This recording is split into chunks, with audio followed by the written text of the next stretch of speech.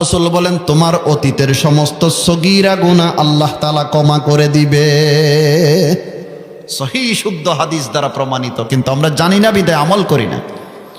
5 নম্বর সুন্নত, এক সাহাবী আল্লাহর রাসূলের কাছে এসে বলল, ইয়া রাসূলুল্লাহ ইন্নাল মুয়াজ্জিনিনা ইয়াফদুলুনানা, মুয়াজ্জিনরা আজান দেয়, আমরা তো আজান দেই না, সেজন্য তারা আমাদের উপর শ্রেষ্ঠত্ব অর্জন করেছে।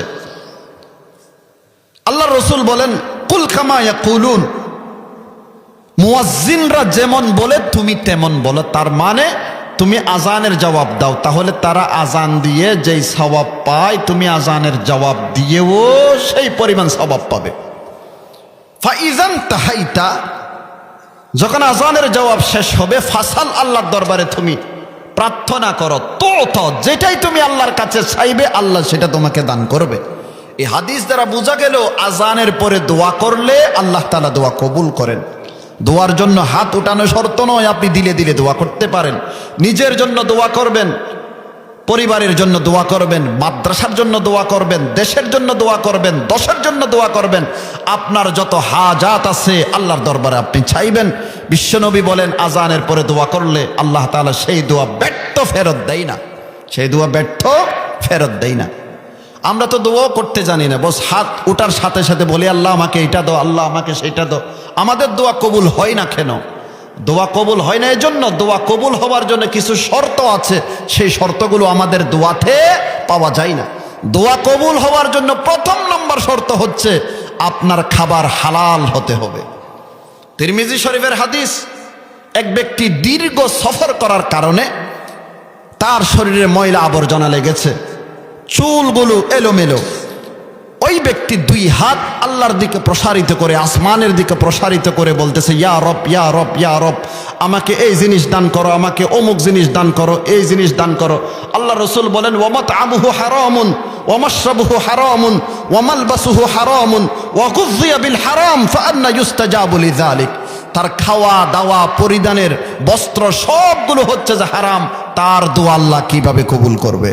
তার দোয়া আল্লাহ কিভাবে কবুল করবে? সুদের টাকা আমার কাছে, ঘোষের টাকা আমার কাছে, কোর্টে গিয়ে মিথ্যা সাক্ষী দিয়েছি সেই টাকা আমার পকেটে, দোকানদারি করতেছি মিথ্যা কথা বলে বলে সেই টাকা আমার পকেটে।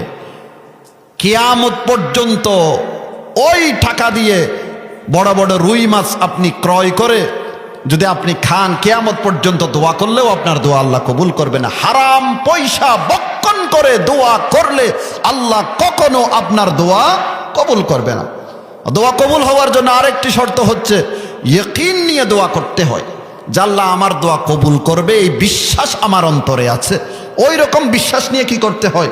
দোয়া করতে হয়। দুদুল্য মন নিয়ে কেউ দোয়া করলে আল্লাহ দোয়া কবুল করেন না। হাদিসে আছে, আল্লাহ পাকের নবী বলেন, উদুল্লাহ ওয়া আনতুম মুকিনুনা বিল ইজাবা, আল্লাহর দরবারে তোমরা প্রার্থনা করো, আল্লাহ তোমার দোয়া কবুল করবে, এই ইয়াকিন বিশ্বাস অন্তরে রেখে আল্লাহর দরবারে তুমি দোয়া করো। আর আল্লাহর কাছে আমরা যখন কোনো জিনিস চাইবো, বড়তা সবসময় চাইবো, আল্লাহ আমাকে সবচেয়ে বড় জিনিস যেটা সেটা দান করো। কারণ আমি যেই জিনিসে আল্লাহর কাছে প্রার্থনা করি না কেন, জিনিসটা আমার অনুপাতে বড়, আল্লাহর অনুপাতে বড় নয়। আমার অনুপাতে বড়, আল্লাহর অনুপাতে বড় নয়। ছাত্র যারা আছে তারা আল্লাহর দরবারে প্রার্থনা করবে, আল্লাহ আমাকে জিপিএ 5 পাওয়ার তৌফিক নসিব করো। এমন না আল্লাহ কোনো রকমে পাস করতে পারলেই হলো, সেই রকম না। কারণ জিপিএ 5 সেটা আপনার অনুপাতে বড়, কিন্তু আল্লাহর অনুপাতে সেটি কি নয়, বড় নয়।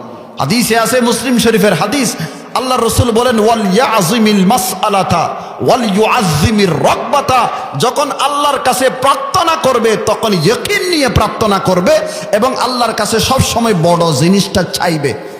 একজনের কাছে বাচ্চা হচ্ছে না, 5 বছর হয়ে গেছে বাচ্চা হচ্ছে না, সে আল্লাহর কাছে দোয়া করতেছে, আল্লাহ একটা ল্যাংড়া ছেলে হলেও আমাকে দান করো।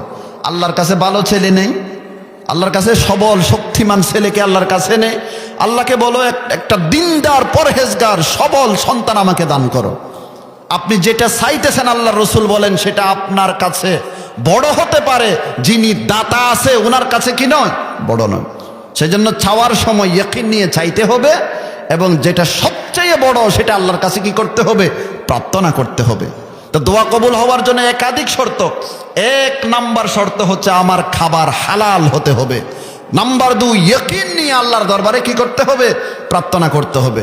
নাম্বার 3, দোয়ার শুরুতে আল্লাহর প্রশংসাপত্র তেলাওয়াত করতে হবে, এরপর দরুদ শরীফ পড়তে হবে, এরপর আল্লাহর দরবারে আপনি যা ইচ্ছা তা চান। তার মানে 2 হাত প্রসারিত করে প্রথমে বলবো আলহামদুলিল্লাহি রাব্বিল আলামিন, আল্লাহর প্রশংসা হয়ে গেল। এরপর দরুদ শরীফ পড়লেন সাল্লাল্লাহু আলাইহি ওয়াসাল্লাম বা আল্লাহুম্মা সাল্লি আলা মুহাম্মদ। এরপর আপনার যত হাজাত আছে সবকিছু আল্লাহর কাছে চান। চাওয়া শেষ হলে আবার দরুদ শরীফ পড়েন। তার মানে আপনার দোয়াটা যেন 2 দরুদের মাঝখানে থাকে, আপনার দোয়াটা যেন 2 দরুদের মাঝখানে থাকে। হাদিসে আছে আল্লাহর রাসূল বলেন, ক্বালা রাসূলুল্লাহি সাল্লাল্লাহু আলাইহি ওয়াসাল্লামা ইন্নাদ দুআ লা ইউরাদ্দু বাইনাস সালাতাইনি আও কামা ক্বালান নবিয়্যু আলাইহিস সালাতু ওয়াস সালাম। নবীজি বলেন 2 দরুদের মাঝখানে কোনো দোয়া থাকলে সেই দোয়া আল্লাহ তাআলা ব্যর্থ ফেরত দেয় না। তার কারণ হচ্ছে দরুদ শরীফ কবুল হওয়ার জন্য কোনো শর্ত নেই। দরুদ শরীফ কবুল হওয়ার জন্য কোনো কি নেই? শর্ত নেই। নামাজ কবুল হওয়ার জন্য শর্ত আছে, উজু করা লাগবে, শরীর পাক হতে হবে, কাপড় পাক হতে হবে, অনেক শর্ত। রোজা কবুল হওয়ার জন্য শর্ত আছে। দরুদ শরীফ কবুল হওয়ার জন্য কি নেই? শর্ত নেই। উজু সারা দরুদ শরীফ পড়লে সেটাও আল্লাহর দরবারে কবুল হয়, উজু সহকারে পড়লে সেটাও আল্লাহর দরবারে কবুল হয়, বসা অবস্থায় পড়লে সেটাও কবুল হয়, দাঁড়ানো অবস্থায় পড়লে সেটাও কি কবুল হয়, আর শুয়ে শুয়ে পড়লে সেটাও আল্লাহর দরবারে কি হয়? কবুল হয়। দরুদ শরীফ কবুল হওয়ার জন্য আল্লাহর দরবারে কোনো কিনে শর্ত নেই। এবার 2 দরুদের মাঝখানে যদি দোয়া থাকে, 2 পাশের 2 দরুদকে আল্লাহ তাআলা কবুল করে ফেলেছে, যেহেতু তার জন্য কোনো কি নেই? শর্ত নেই। 2 পাশের দরুদ আল্লাহ কবুল করে মাঝখানের দোয়া ব্যর্থ ফেরত দেওয়া, সেটা আল্লাহর শানের কিনা মুওয়াফেক না, সেটা আল্লাহর শানের খেলাফ। সেজন্য 2 দরুদের মাঝখানে সবসময় দোয়া রাখবেন এবং এই দোয়াকে আল্লাহ তাআলা ইনশাআল্লাহ ব্যর্থ ফেরত দিবে না। তাহলে দোয়া করার নিয়ম কি রকম? হাত আল্লাহর দরবারে প্রসারিত করে প্রথমে আল্লাহ তাআলার হামদ প্রশংসা করতে হবে, আলহামদুলিল্লাহি রাব্বিল আলামিন। এরপর দরুদ শরীফ পড়তে হবে। এরপর আপনার যত হাজাত আছে আল্লাহর দরবারে আপনি প্রার্থনা করেন। তারপর আবার দরুদ শরীফ পাঠ করেন। ইনশাআল্লাহ আপনি যা আল্লাহর কাছে চাইবেন কোনোটাই ব্যর্থ ফেরত যাবে না।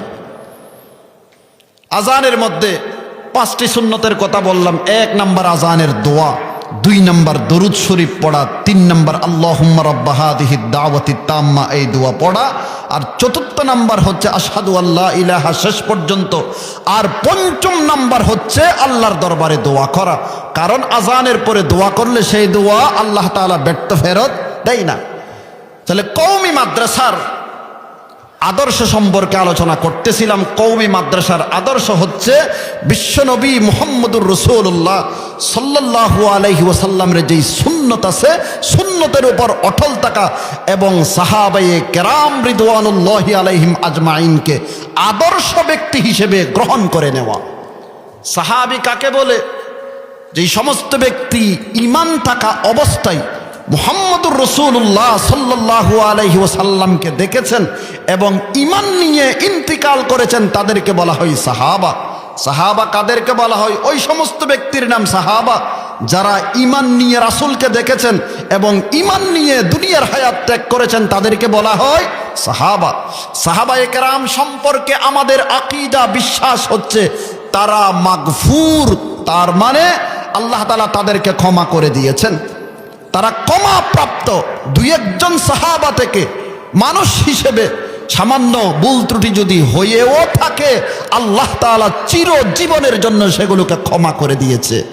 অতএব তাদের দোষ তালাশ করা আমাদের জন্য কোনো অবস্থাতেই উচিত নয়। তাদের দোষ তালাশ করা আমাদের জন্য কোনো অবস্থাতেই কিনা উচিত না। হাদিসে আছে আল্লাহর রাসূল বলেন, লা তাসুব্বু আসহাবি, আমার সাহাবায়ে কেরামকে গালি দিও না, আমার সাহাবায়ে কেরামদেরকে গালি দিও না। ইমাম আবু যুরআ রাহমাতুল্লাহি আলাইহি উনি বলেন, কাউকে যদি দেখো সাহাবায়ে কেরামের সমালোচনা করতে, তাহলে তুমি ইয়াকিনের সাথে জেনে নাও সে হচ্ছে জিন্দিক, সে হচ্ছে মুরতাদ, সে হচ্ছে জিন্দিক, তার মধ্যে ঈমান নেই। সাহাবায়ে কেরামের সমালোচনা কোনো অবস্থাতেই করা জায়েজ হবে না। ইমাম তাহাবী রাহমাতুল্লাহি আলাইহি আল আকিদাতুত তাহাবিয়্যা নামক কিতাবে লিখেছেন যে সাহাবায়ে কেরামের মহব্বত এটি হচ্ছে ঈমান, এটি হচ্ছে ধর্ম। হুব্বু হুব্বুহুম ঈমানুন ওয়া দীনুন। সাহাবায়ে কেরামের মুহাব্বত এটি হচ্ছে ঈমান, সাহাবায়ে কেরামের মুহাব্বত এটি হচ্ছে ধর্ম। ওয়া বুগদুহুম কুফরুন ওয়া নিফাকুন। সাহাবায়ে কেরামের সাথে দুশমনি রাখা এটি হচ্ছে কুফর, এটি হচ্ছে মুনাফিকি। এটি হচ্ছে কুফর, এটি হচ্ছে কি? মুনাফিকি। সাহাবায়ে কেরাম এরা আমাদের জন্য আদর্শ পাত্র।